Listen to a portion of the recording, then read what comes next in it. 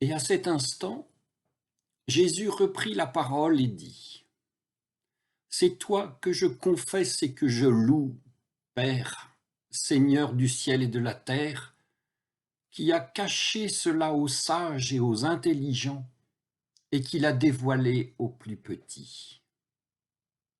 Oui, Père, il en est ainsi, selon ton bon plaisir. Toutes choses m'ont été données par mon Père. Nul ne connaît le Fils si ce n'est le Père, et nul ne connaît le Père si ce n'est le Fils, et celui à qui le Fils veut bien le dévoiler. Approchez-vous de moi, vous tous qui peinez, vous qui êtes écrasés, et moi je vous donnerai le repos. Prenez sur vous mon joug et apprenez de moi, que je suis doux et humble de cœur, et vous trouverez le repos de vos âmes. Oui, mon joug est doux et mon fardeau léger.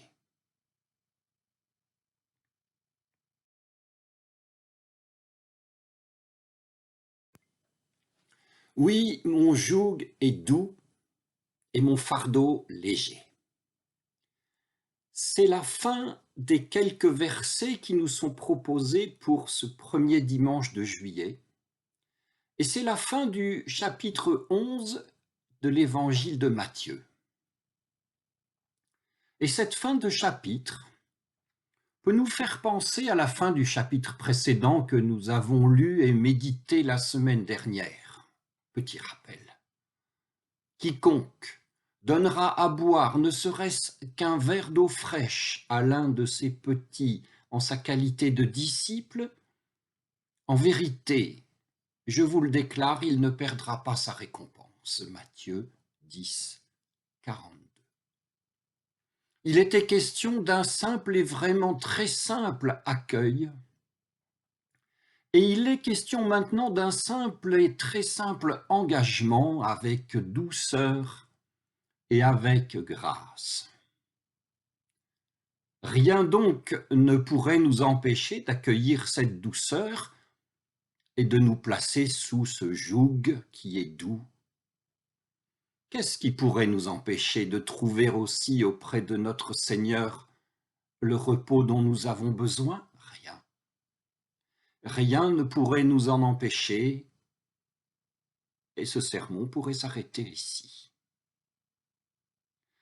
Interrogeons-nous toutefois un peu.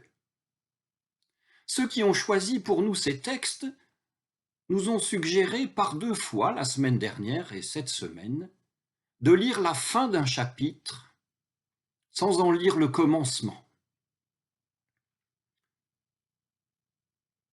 Quels étaient ces commencements? Chapitre 10. Jésus envoie ses disciples en mission. Mission dangereuse, mission difficile. Ils vont peut-être y laisser leur peau. Ils sont comme des brebis au milieu des loups. Et puis il dit: je ne suis pas venu pour apporter la paix, mais le glaive. Et c'est le commencement du chapitre 10. Pour le chapitre 11, Jean le Baptiste doute de la messianité de Jésus. Jésus répond fermement d'abord, puis violemment, et son appel à la conversion devient invective, et c'est le commencement du chapitre 11. Et dans ces deux chapitres, les contemporains de Jésus sont décrits par lui comme pires que les habitants de Sodome. Violence, violence, c'est le commencement, et ce commencement est d'une violence inouïe. Ce commencement des chapitres a dû être à l'image de ce qui pouvait se passer dans le pays vers la fin du 1er siècle. Il y avait domination romaine, c'est sûr, mais cette domination ne faisait que complexifier et exacerber encore ce qui existait depuis longtemps en fait de clivage, depuis longtemps et peut-être même depuis toujours. clivages claniques et tribaux, clivages religieux de tous ordres aussi, avec des questions liées au temple, existant encore ou peut-être même déjà détruit, questions liées au calendrier religieux, au pluriel, questions liées à l'histoire récente ou ancienne, et puis questions liées à celui qui croit en Dieu. Doit-il être, ce croyant, un prêtre, un guerrier, un ermite du désert, une personne simple? Doit-il vivre seul, ce croyant, ou en communauté? Doit-il être ou pas baptisé? Et si oui, par qui et selon quel rituel? Doit-il pratiquer des ablutions, lesquelles, avec quelle fréquence? Et puis, est-ce qu'un Galiléen, bien considéré, est un fils d'Abraham? Si vous venez à interroger l'évangile de Matthieu sur les Samaritains, eh bien vous trouverez que l'évangile de Matthieu les ignore complètement et que la seule mention qui en est faite au chapitre 10 précisément est dans la bouche de Jésus, que ses disciples ne se rendent surtout pas chez eux. Oui, dans l'évangile de Matthieu, les Samaritains sont d'emblée exclus de l'aventure du salut, et ils ne sont pas les seuls à en être exclus d'ailleurs de cette aventure. Les étrangers le sont aussi, Matthieu 10, verset 5. Alors, en plus de cette description, il nous faut encore imaginer des invectives qui vont bien, des autres violences verbales que les uns dont Jésus adressait aux autres qui leur répondaient, et il nous faut aussi imaginer que les violences n'étaient pas toujours verbales, pas seulement verbales, et souvent aussi physiques. Et c'est cela que nous avons appelé le commencement, le paysage, le contexte dans lequel a été prononcée, selon Matthieu, la première prédication chrétienne. Tel est, dans son premier contexte, l'évangile de Matthieu. Alors nous n'avons pas à être autrement surpris ou trop surpris que le texte, jusque dans les paroles prononcées par Jésus, soit chargé de cette ambiance violente et que cette ambiance ainsi nous devienne perceptible.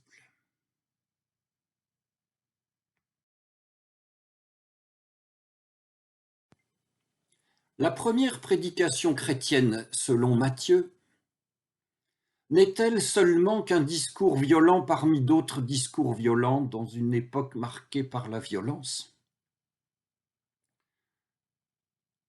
Eh bien, souvenons-nous que c'est dans l'évangile de Matthieu qu'il y a le sermon sur la montagne et que c'est dans le sermon sur la montagne qu'il y a les béatitudes. Nous entendons très souvent dire que les béatitudes sont belles. Mais quand donc allons-nous nous autoriser à en reconnaître la radicalité et la violence? Et puis, n'est-il pas aussi extrême et violent ce propos de Jésus, qui a des gens, certains du bien fondé de leur pratique, certains de leur justice et de leur salut, à ces gens-là, il recommande de servir un verre d'eau fraîche à un moins que rien? Et n'est-ce pas violent aussi ce propos de Jésus qui a des gens certainement versés dans de complexes et difficiles observances religieuses, affirme que son joug à lui est doux, que son fardeau est léger, et qu'un enfant en bas âge en sait infiniment plus que tous? Oui, dans le contexte dans lequel Jésus s'exprime, qui est un contexte de radicalité, se méprisant les unes les autres et s'affrontant lorsqu'elles ne peuvent pas s'éviter, parler comme le fait Jésus est violent, en effet, mais d'une violence qui est au comble de l'audace. Nous ne pouvons pas ignorer cela. Nous ne pouvons pas, tant que nous lisons l'évangile de Matthieu, faire de la prédication chrétienne une fin qui n'aurait pas de commencement. Car en vérité, cette simplicité et cette douceur qu'on aimerait être la fin, c'est-à-dire l'accomplissement de l'Évangile, aucune discipline spirituelle ne pourra jamais y accéder. Et ainsi, ce qui est mis en évidence dans les chapitres que nous avons médités cette semaine et la semaine dernière, c'est une impasse. C'est l'impasse de toute discipline personnelle. C'est l'impasse de toute sagesse, de tout cursus religieux qui aurait pour but la conquête de la simplicité, ou pour le dire autrement, l'atteinte du royaume, ou encore l'expérience de la béatitude. Il n'y a pas de discipline qui vous fasse accéder à cela. Alors ce que nous disons n'ôte pas leur pertinence aux cultes, études et autres prières que nous accomplissons seuls et en groupe. Ces disciplines personnelles et communautaires ont leur pertinence et nous allons même dire qu'elles sont indispensables.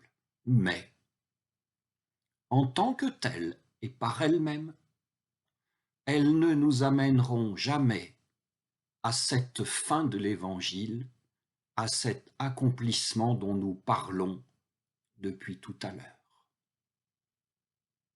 Et la raison de tout cela est que, même apaisée, même fraternelle, même savante sans être pédante, ces pratiques relèvent toutes ensemble du commencement qui prétend venir avant la fin et qui prétend vous mener à la fin. Alors que, lorsqu'il s'agit de l'Évangile, de l'accueil ultime, lorsqu'il s'agit du joug de Jésus, la fin vient avant le commencement. La fin ne relève pas de la sagesse des sages ou de l'intelligence des intelligents, mais d'une révélation faite aux plus petits, c'est-à-dire d'une révélation faite à ceux qui ne connaissent même pas le mot de révélation. Et il en est ainsi selon le bon plaisir de Dieu, et cela advient seulement lorsque le Fils veut bien le révéler. Sœurs et frères, puissions-nous nous tourner vers lui, vers le Fils, avec cette simplicité qu'il proclame. Et pour tout le reste, qu'il soit fait et qu'il advienne selon sa sainte volonté. Amen.